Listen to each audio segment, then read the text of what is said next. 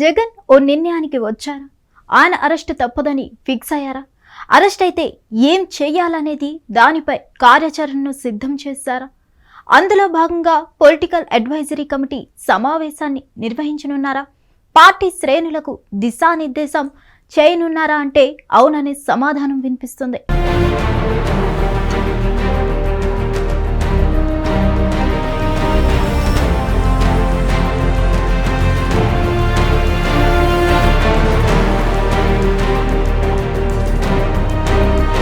YCP political advisory కమిటీని ఏర్పాటు చేశారు.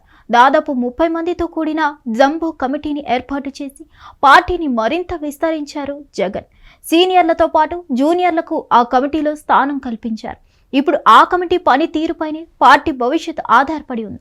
ఈ మేరకు పొలిటికల్ అడ్వైజరీ కమిటీ సమావేశాన్ని ఈ నెల 29న నిర్వహించడానికి అన్ని ఏర్పాట్లు జరుగుతున్నాయి.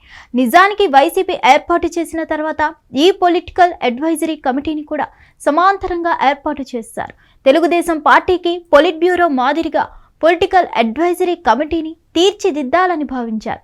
అయితే ఎందుకో జగన్ ఈ కమిటీ పట్ల అంత సుముఖంగా లేరని అప్పట్లో అనిపించింది. సమావేశాలు నిర్వహించడం కానీ పార్టీ శ్రేణులకు దిశానిర్దేశం చేయడం కానీ ఎన్నడూ చేయలేదు.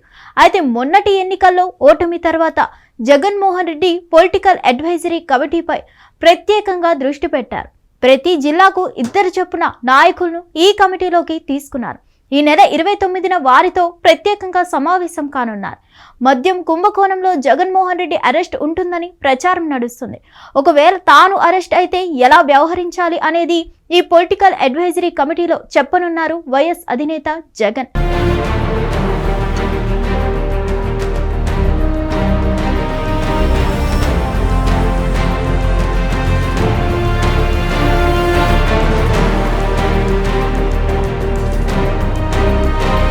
ఆగస్టు మొదటి వారంలోనే జగన్ అరెస్ట్ ఉంటుందని జోరుగా ప్రచారం జరుగుతుంది.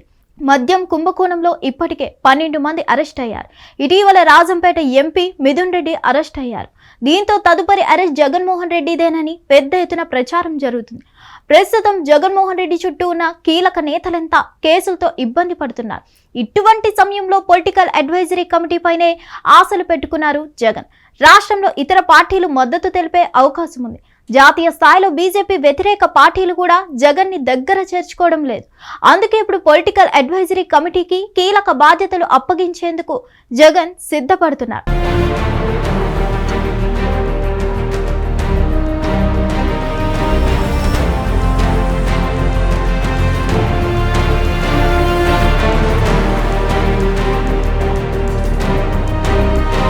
మరోవైపు తెలుగుదేశం పార్టీకి పొలిట్ బ్యూరో ఉంది. ఇది పార్టీలో అత్యంత కీలకమైన భాగం. అధినేత చంద్రబాబు పార్టీ పరంగా విధానపరంగా తీసుకునే నిర్ణయాలపై ఈ కమిటీ సమావేశంలోనే చర్చిస్తారు.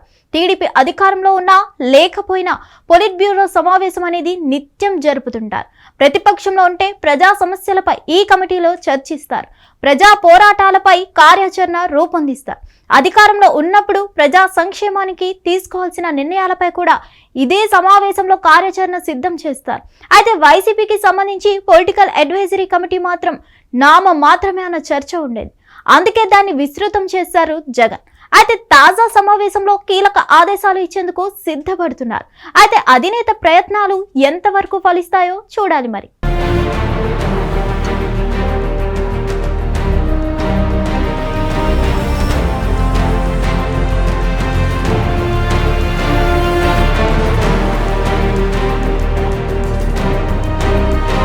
హిట్ టీవీ యాప్, ఇందులో షార్ట్ న్యూస్, లైవ్